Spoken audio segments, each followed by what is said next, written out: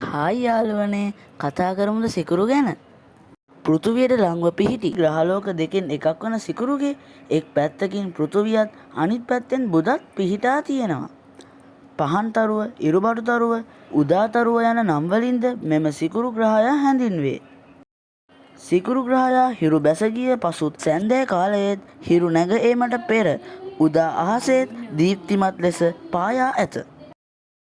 සිකුරුට තම අක්ෂය වටා වරක් භ්‍රමණය වීමට දින 243ක් ගතවන අතර පරිභ්‍රමණයට දින 225කුත් ගත වේ. සිකුරු ග්‍රහයා හිරුගේ සිට කිලෝමීටර් මිලියන 108ක් පමණ දුරින් පිහිටා ඇති අතර විශ්කම්භය කිලෝමීටර් 12100ක් පමණ වේ. සිකුරු ග්‍රහයාගේ මතුපිට උෂ්ණත්වය සෙල්සියස් අංශක 480ක් පමණ වන අතර අඩංගු ප්‍රධාන වායු වර්ගය වන්නේ කාබන් ඩයොක්සයිඩ්ය. සිකුරු මත ඇති පීඩනය වැඩිය. සිකුරු දිනක් යනු පෘථිවි පැය 5832කි. සිකුරු වටා ඇති ඝන වලා පටලය නිසා ඉතා දීප්තිමත්ව පෙනේ. රෝමවරුන් සිකුරු ග්‍රහය හඳුන්වා ඇත්තේ වීනස් යන නමින්ය. සිකුරුගේ විශේෂත්වය වන්නේ අනිත් ග්‍රහලෝක භ්‍රමණය වන දිශාවට ප්‍රතිවිරුද්ධ දිශාවට භ්‍රමණය වීමයි. එනම් නැගෙනහිර සිට බටහිර දෙසට භ්‍රමණය වීමයි. සිකුරු මත උෂ්ණත්වය ඉතා අධිකය.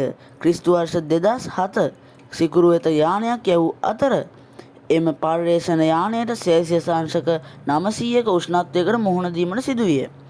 වායුගෝලයේ තිබෙන වලාකුළු දින 4කට වරක් සිකුරු වටා ගමන් කරන අතර සිකුරුගේ ඝන වායුගෝලය තුළින් හිරු එළිය ගමන් කිරීම නිසා මතුපිට ඉක්මනින් රත් වෙයි. මැගලන් යානය මගින් කළ පර්යේෂණ වලින් ලබා දුන් දත්තවලට අනුව සිකුරුගේ කබලට ඝනකමක් ඇති බව පැහැදිලි වේ.